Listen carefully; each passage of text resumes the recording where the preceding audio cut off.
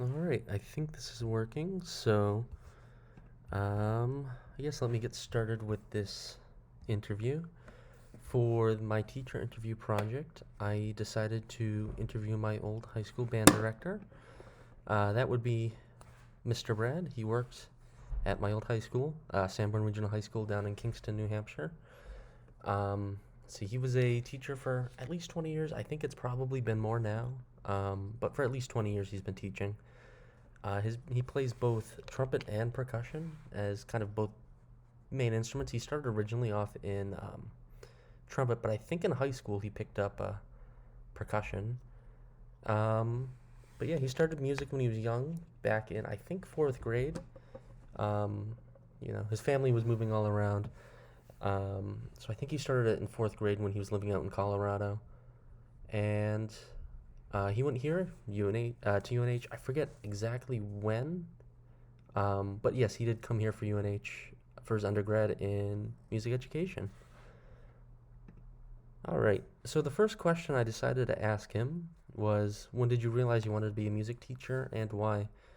He was telling me he realized kind of around junior year of high school. He was kind of thinking about the idea beforehand, but he never really put a lot of serious thought into it until then. Um, but yeah, high school around then was when he really started to think about, what does he want to do with his life and kind of settled on deciding to do music. At first, he didn't really know what he wanted to concentrate in. He thought either possibly being a performance major or an education major, but ultimately he ended up deciding to choose education. Um, and he said he kind of did this because, like, not to be like he was kind of a teacher's pet, not exactly, um, but he was kind of what you would consider a teacher's pet. He always wanted to help out his section and do what was best for the band, and he thought he had a lot of fun doing that. And he thought he had a good way of trying to get information across to the other students in his section and the group at large. Um, and he thought, teaching like that was fun. He said, like they don't always take the advice, but he enjoyed trying to improve the group and get information across to a bunch of different people. Um, then the second question I asked him about was if there was a person or like a certain thing that inspired him to be a teacher, and if there are things that still inspire him now. He said there was kind of just a culmination of things that inspired him. There wasn't just like one single thing. Uh, but his music teachers earlier in his life when he was younger, he said really inspired him. He said he had a lot of dynamic teachers growing up. Um, you know, his first trumpet teacher, when he first started taking trumpet lessons, he thought she was a great teacher. Um, she really helped him get a leg up into music and kind of inspired him to want to do more and do better. He said she was kind of like a warm, compassionate person that really made him feel good about his playing, which is something I think all teachers should do. Providing encouragement to students when it's needed. Um, Let me see. Let me just look through my notes. Yeah, yeah. She helped him advance really quickly. It's just her teaching style uh, really resonated with him. And then his second trumpet teacher, when I think he said he was in middle school, might be early high school, but he was saying, that teacher had a very different kind of approach to teaching. He was a lot. I think he said he played uh, in big bands back in the day. I think in the '60s and '70s and such. Um, but so he was a very you know veteran trumpet player, very grizzled. Had a lot of experience, um, in the craft. But he said that he was kind of more of a strict teacher. It was kind of the point where you didn't really want to disappoint him. He really made him work hard because he's the type of guy you want to impress to do well. That kind of teaching style helped propel him to really practice more and devote a lot of more time and energy into really studying music and getting a grasp on it. He said probably his biggest influence for his teaching style would come from his middle school band director. He said he kind of ripped off a lot of his teaching style and mannerisms and kind of like persona from his middle school band director. He told me when he first started teaching, I forget what school that was. It might be over in Rye though. Um, some of his students at the time actually got to work with his old band director at a music festival and said they were very alike. So I thought that was kind of funny. But he ripped off a lot of his style. Um, he borrowed heavily from him, and kind of like how do you interact with students and how do you kind of connect to them and getting them to want to come back um, every day for band. And then his high school band director had a very different kind of persona and method and approach when it came to teaching band. He was he said he was not really a funny guy. He didn't have a funny bone in his body. But he really knew what he wanted from the band, and he was able to really work his students to be able to get the best possible sound that they could. Um, he had really high standards and knew how to run a band. Um, and he kind of tried to take that type of style and looking for um, standards and knowing kind of what to listen for from his teacher as well. So I guess to sum up, he took a little bit of inspiration from all his different teachers, and they kind of inspired him and convinced him to kind of give education a chance, and kind of where he found his method for teaching. Um, yeah, his two band directors gave him a lot to think about. And then he said for today, kind of just working with kids and being able to run a band, and being able to actually teach people gives him the inspiration today to keep on teaching. The next question I asked him was, what is the most fulfilling thing to do a teacher and why? He said the most fulfilling thing in, teaching, besides just working with the kids in general, is kind of when everything just comes together. He defined it as like a eureka moment. It's kind of like the unity you get when everyone feels like something just comes together in a rehearsal and just melds really well. Um, and then he talked about more how he views himself as a teacher and how he views himself, he kind of referred to as a part-time game show host and a part-time drill instructor. He wants his students to feel great, um, and want them to actually come to band every single day and stick with it, um, but also try and help them improve through like constructive criticism. And he kind of gave me kind of the question and the idea of how do you temper criticism without being too harsh, because he said music's kind of a really tough subject to get into, because I mean you're constantly exposing yourself to criticism and wanting to do better. It's not easy. So he was wondering how do you kind of retain students but also help them grow at the same time. um, and then we talked about a little bit of retaining students. So I asked kind of a follow-up question on that. I asked kind of if there's like a single thing that like he notices kind of works better for retaining students, and he said there's really just not one single thing. There's kind of a culmination of different things you can do, and sometimes they don't always work. He gets to interact with both middle school and elementary school, so he tries to be the type of person that's fun in the class. Like not the boss of the classroom. Tries to be fun, connect with the students. So, when they get older, they recognize him and are like, oh, band would be fun. I'll keep doing that because I already know him. It's gonna be fun. But he said there's kind of a general high attrition rate for students when you go from fifth to sixth grade and then from eighth to ninth grade. And he says one of his biggest parts of his job are retention and recruitment. The next question I asked was if he's noticed is being a music teacher different than he's expected, and why. He told me, experience really takes off the blinders, he said. After teaching for so long, there's kind of things that he's noticed, that are maybe more or less relevant today than they were before. And he's realized that, his favorite part of teaching is actually just working with students in general. He says his least favorite thing would be probably working with administration. He says they can be great. Like in my district, he said we had some really great support for the last couple of years with administration. I think we had a principal who was really dedicated to the music program.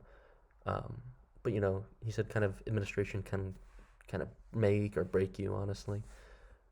He said just it takes up a lot of time. It eats up a lot of your time outside of the classroom when you can either be teaching more, giving lessons, or prepping for your next class. Just the amount of meetings he says he has to attend. He says some of them, are useful, but some of them are just, time consuming and a little bit soul crushing.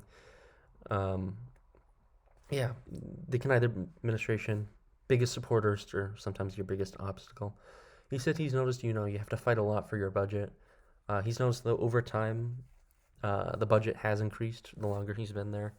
I know our school district's not like hurting for a budget, but it's a lot bigger than it used to be. Um, and he kind of gave his own little philosophy on administration, saying that sometimes it's like people who go into it always try and reinvent the wheel, and think you can do better when it actually mucks up things that were already working in the first place. All right, then the next question I asked was if he's ever felt burnt out from teaching and kind of how he's gotten back into it, if there are any self care things he's done to recover from it. He told me that burnout is huge. There's a lot of different factors for it. There's no just one thing. Lately, COVID's been a big thing, a big burnout. Just the way that's functioned for band. Uh, I think it's just been difficult, honestly, to run band through.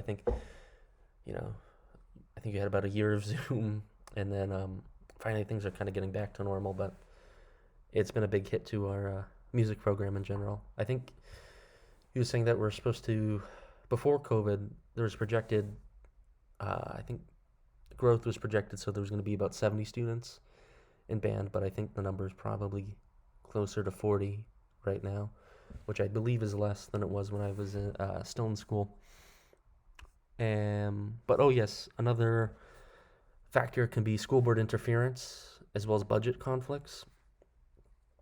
I know the school board's kind of a big issue right now over at my old school district. There's big scheduling conflicts to where like half the band can't rehearse at the same time as the other half of the band. Kind of goes back to another administration issue. Um, but yeah, to me it's kind of crazy because it's like uh, I don't know. I think he gave me the metaphor. It's kind of like you're practicing for a sports team, and you have you know you're missing half your team, but it's like, oh, the half the team's practicing separately from the other, but it's like it's okay, game day we all come together and things are gonna be great. Where it's like it just doesn't work like that. It's a lot easier if the whole band can rehearse at the same time. Um, but yes, divided band rehearsals are a big issue right now. That's causing a lot of problems at my school.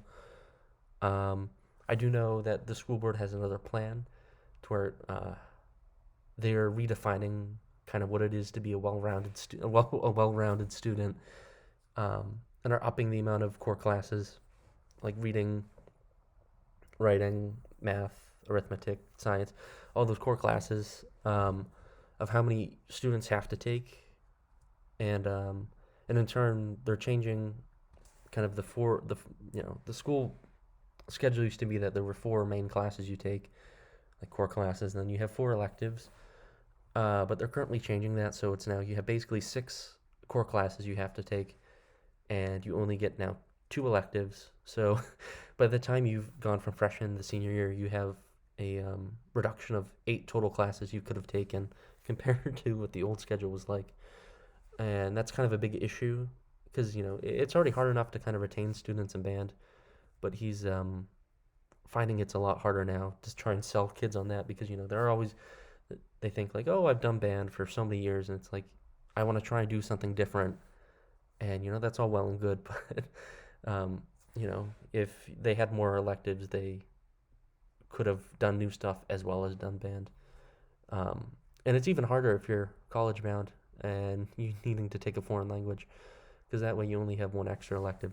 It's increasingly harder to convince students to want to give up that extra elusive one credit to do something they've already been doing if they're not super passionate about it in the first place. Um, but yeah, he's my band director starting to think the band program and music in general is in trouble. The next thing we kind of talked about was funding for schools based off of property taxes. He kind of believed that as long as schools' budgets are tied to property taxes, there's going to be kind of issues. There won't be necessarily an equal education. People, especially where I'm from, more rural, more blue collar, they're basically going to be more looking out for their own pocketbooks than children. They can't really afford um, to pay as much in taxes as other more established school districts or places in with larger populations like cities can.